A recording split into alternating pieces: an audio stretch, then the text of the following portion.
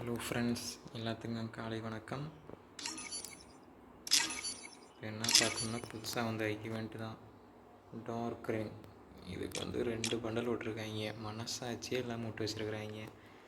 இதெல்லாம் உங்களுக்கு ஃப்ளூக்கில் அடித்தா மட்டும்தான் டைமண்ட்லாம். எப்படி 4000 5000 டைமண்ட் பிடிங்கிடுவாங்க.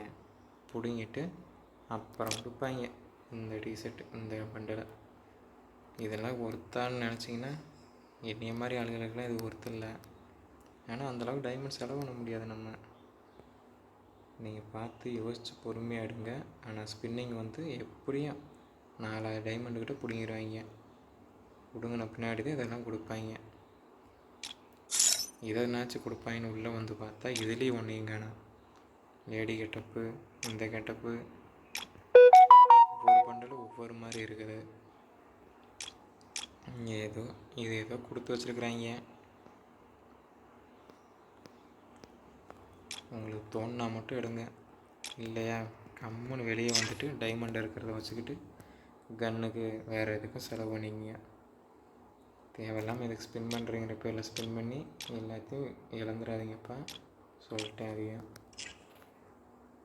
ஆனால் பண்டில் செம்ம லுக்கில் இருக்குது, மாஸாக இருக்குது பண்டல்.